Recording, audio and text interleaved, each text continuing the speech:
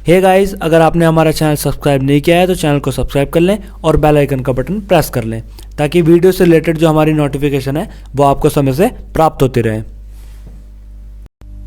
Hey guys, कैसे हो आप सब लोग। मुझे उम्मीद है कि आप लोग सब अच्छे होंगे और अपने घर पे कुशल मंगल होंगे। गाइस, आज का जो हमारा टॉपिक है वो है मृदा, मिट्टी या फिर सॉइल कह देते हैं इंग्लिश में।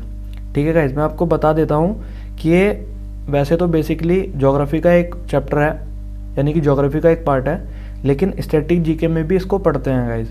लेकिन मूल रूप से ये ज्योग्राफी का ही पार्ट है। ठीक है गाइस, और आज का जो हमारा टॉपिक है बहुत ही इंपॉर्टेंट है गाइस पेपर के पॉइंट ऑफ व्यू से। तो आपको बहुत अच्छे से पढ़ना है इसको और समझना भी है। और इस वीडियो से रिलेटेड जो हमारी PDF होगी वो मैं आपको टेलीग्राम पे प्रोवाइड करा दूंगा। और अगर आपने हमारा टेलीग्राम चैनल ज्वाइन नहीं किया है तो टेलीग्राम चैनल को ज्वाइन कर लीजिएगा ताकि आपको PDF मिल सके। ठीक है गाइज, चलिए टॉपिक को स्टार्ट करते हैं और वीडियो को शुरू करते हैं गाइज।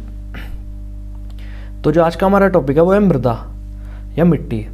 गाइज देखिए, मृदा पृथ्वी के जो ऊपरी सतह पर जो मोटे मध्यम में कार्बनिक और अकार्बनिक पदार्थ या मिश्रित कण होते हैं उनको मृदा या मिट्टी कहते हैं गाइज। अब जैसे हमारी जो पृथ्वी है उसके ऊपर जो मिट्टी की जो सतह है उसमें कुछ कण मिले हुए होते हैं गाइज। तो जो उस कण से मिली हुई जो सॉइल होती है, अगर आप थोड़ा सा खोदोगे तो आपको उसका रंग थोड़ा अलग सा दिखाई देगा। ठीक है, तो उसी को गाइज मृदा कहा जाता है। वो थोड़ी सी नीचे की ओर मिलती है, अगर आप थोड़ी सी मिट्टी खोदोगे तो उसका रंग बदल जाएगा। ये अलग अलग रंग की होती है गाइज, वो मैं आपको वीडियो में बताऊंगा। ठीक है गाइज, और मृदा की ऊपरी सतह पर से मिट्टी हटाने पर जो परत प्राप्त होती है उसको चट्टान कहते हैं। गाइज देखिएगा, मृदा जो होती है वो मिश्रित होती है, उसमें पत्थर भी होते हैं। गाइज अभी मैं सॉइल प्रोफाइल में आपको बताऊंगा कि मृदा के कितने पार्ट होते हैं। ठीक है, तो अगर आप मिट्टी को देखोगे तो उसमें कंकड़ पत्थर या कुछ पदार्थ भी मिले हुए होते हैं। ठीक है, तो जो इसकी ऊपरी परत होती है उसी को चट्टान या शैल कहा जाता है। ठीक है गाइज, कभी कभी थोड़ी गहराई पर ही चट्टान मिल जाती है। ठीक है, मतलब कि अगर आप मृदा को थोड़ी सा मिट्टी को अगर थोड़ा सा भी खोदते हो तो आपको ठोस सतह मिलती है गाइज। तो कभी कभी थोड़ा सा ही खोदने पर, थोड़ी ही गहराई पर आपको चट्टान मिल जाती है। ठीक है, और मृदा विज्ञान को इंग्लिश में पेडोलॉजी कहते हैं और ये भौतिक भूगोल की एक प्रमुख शाखा है गाइज। तो गाइज जो अब मैं आपको ये बताता हूँ कि यहाँ से क्वेश्चन क्या पूछा जाता है। गाइज एक तो ये पूछा जाएगा कि मृदा विज्ञान को क्या कहा जाता है, तो आपको याद रखना है इंग्लिश में इसको कहा जाता है पेडोलॉजी। ठीक है, और दूसरी चीज़ क्या पूछी जा सकती है कि जो मृदा के ऊपरी सतह होती है उसकी कितनी पार्ट होते हैं, मतलब कि मृदा के कितने पार्ट होते हैं, वो मैं आपको बताऊंगा आगे कि सॉइल प्रोफाइल कितने पार्ट में डिवाइडेड होती है। ठीक है गाइज, चलिए वीडियो को आगे बढ़ाते हैं।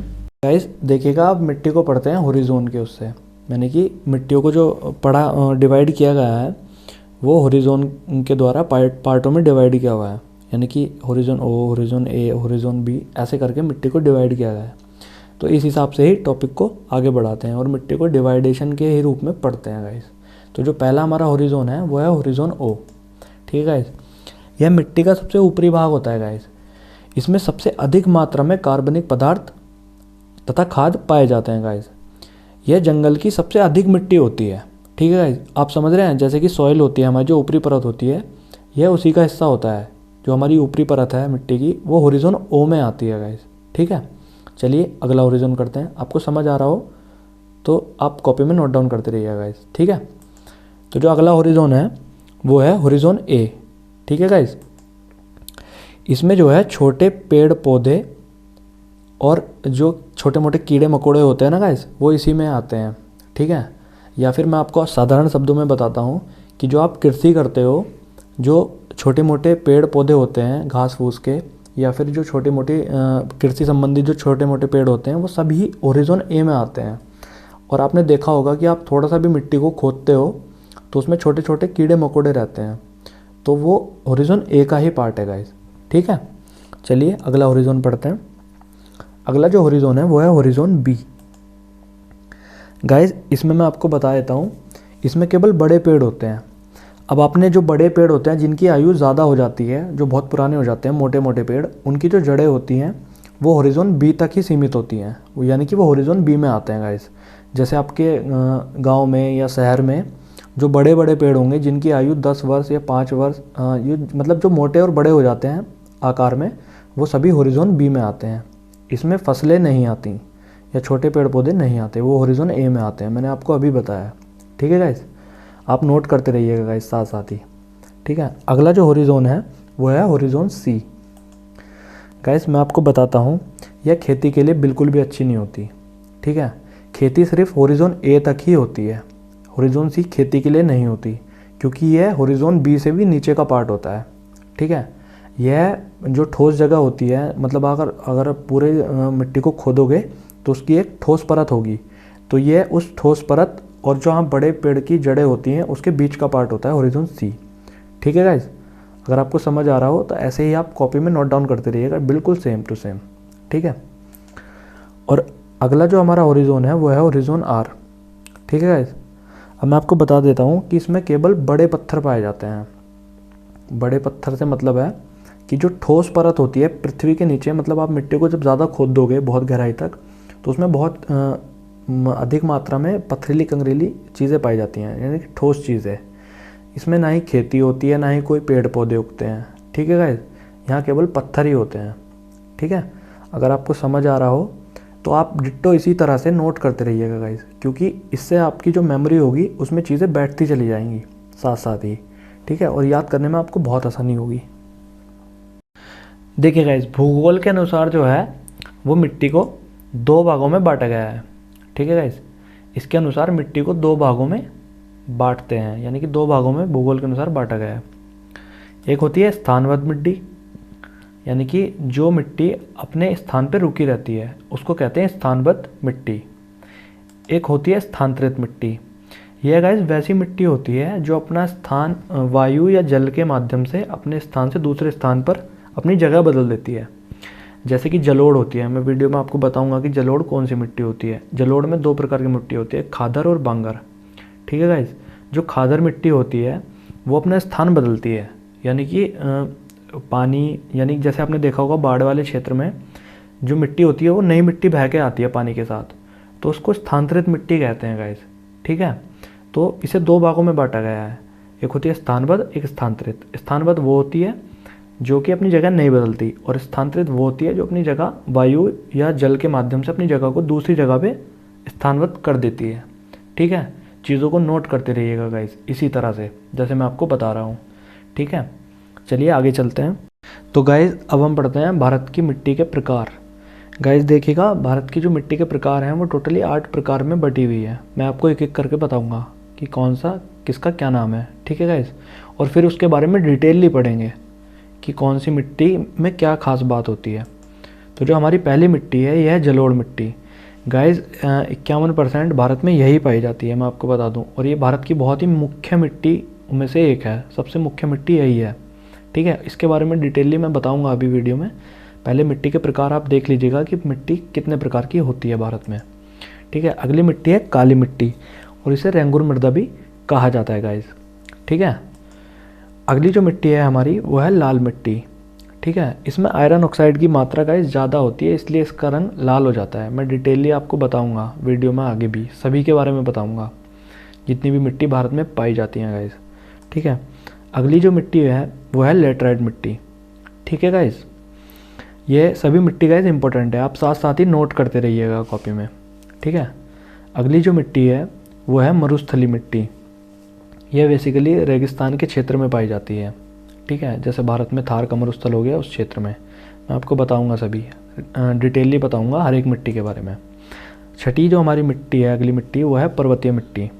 ठीक है गाइस, अगली जो मिट्टी है हमारी वो है दलदली मिट्टी। ठीक है गाइस, और जो हमारी लास्ट मिट्टी है जिस 8वीं, वो है लवणीय मिट्टी। ठीक है, अब आगे मैं आपको हर एक मिट्टी के बारे में डिटेलली बताऊंगा कि कौन सी मिट्टी में क्या चीज़ खास होती है। तो चलिए गाइस आगे चलते हैं। तो गाइस जो हमारी पहली मिट्टी है वो है जलोढ़ मिट्टी। गाइस इसका दूसरा नाम जो है उसको दोमट मिट्टी भी कहा जाता है, इसी मिट्टी को। ठीक है गाइस, मैं आपको बता देता हूँ कि ये भारत में खेती के लिए बहुत ही उच्च स्तर की मिट्टी होती है। ठीक है, और मैं आपको इसके बारे में जानकारी देता हूँ गाइस। ठीक है गाइस, जैसे कि मैंने आपको बताया है, भारत में सबसे अधिक क्षेत्रफल में पाई जाने वाली मिट्टी जो है उसी का नाम जलोढ़ है गाइस। ठीक है, और इसका दूसरा नाम दोमट मिट्टी भी है।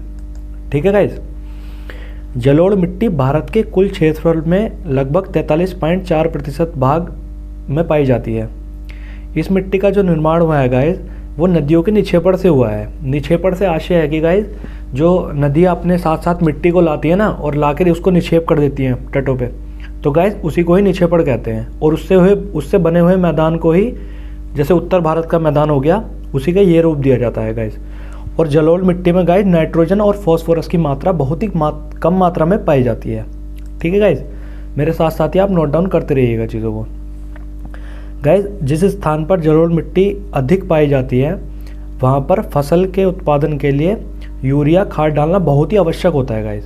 ठीक है, आप लोग जो किसान घराने से होंगे या फिर आप विलेज क्षेत्र से होंगे, यानी कि गांव ग्रामीण क्षेत्र से होंगे, या थोड़ा बहुत भी आप खेती के बारे में जानते होंगे, तो आपने देखा होगा कि किसान जो है वो खेती में यूरिया का प्रयोग करता है ताकि उसकी फसल अच्छी हो सके।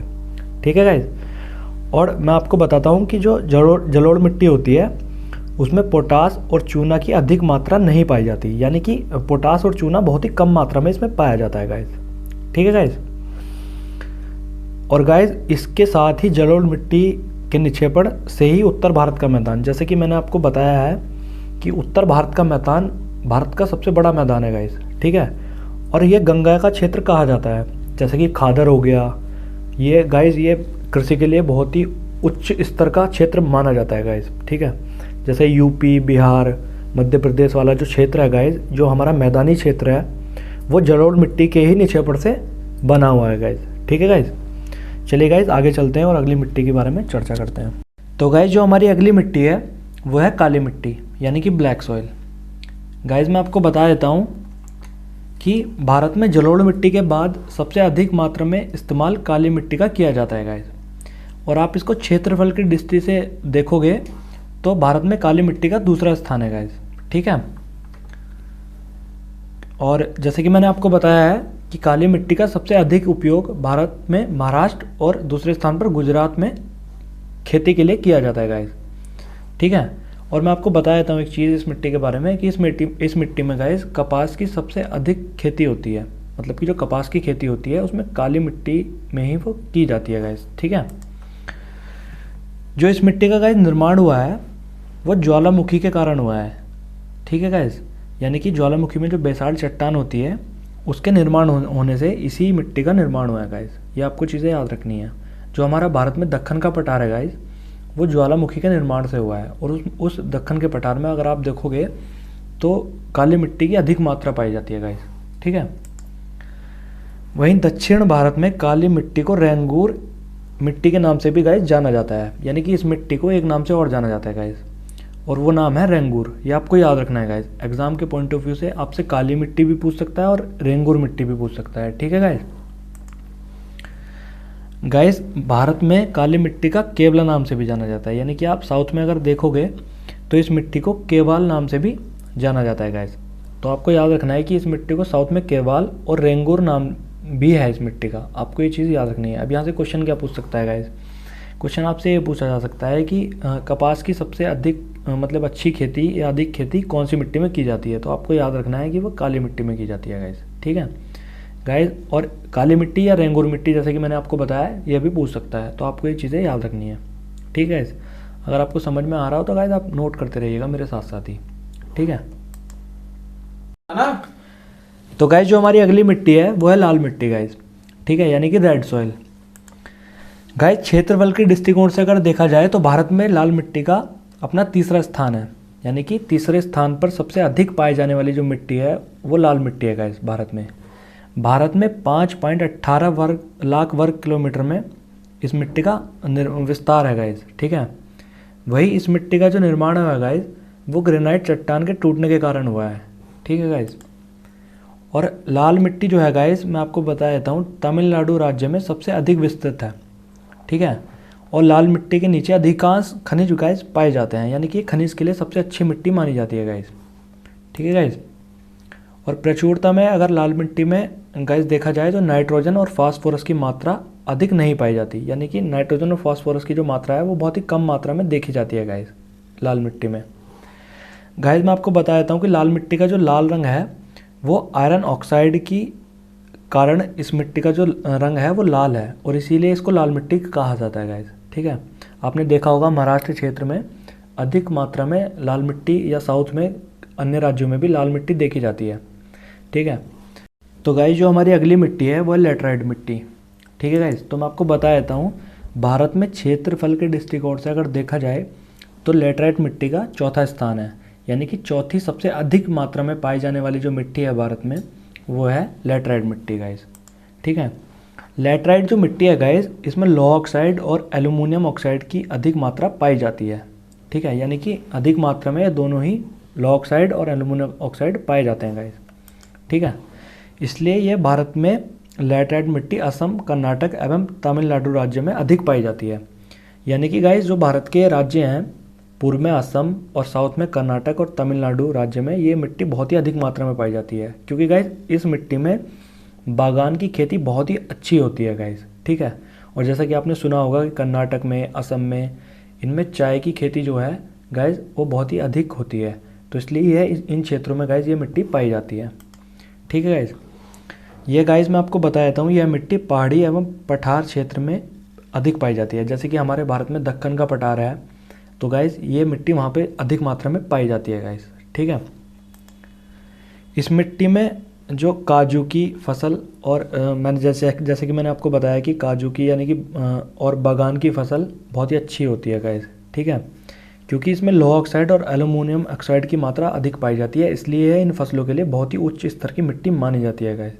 तो आपको ये चीज़ें नोट करनी है गाइस, यही छोटी छोटी चीज़ें जो होती हैं गाइस, यहीं से क्वेश्चन पूछे जाते हैं, तो आपको मेरे साथ साथ गाइस नोट करके चलना है गाइस। ठीक है, तो गाइस जो हमारी अगली मिट्टी है वो है मरुस्थलीय मिट्टी। जैसे कि आपको नाम से प्रतीत हो रहा होगा गाइस, मरुस्थलीय मिट्टी से आशय है कि रेतीली मिट्टी, यानी कि जो रेतीली जगह होती है जैसे रेगिस्तानीय क्षेत्र हो गए, उन जगह पर ये मिट्टी अधिक मात्रा में पाई जाती है।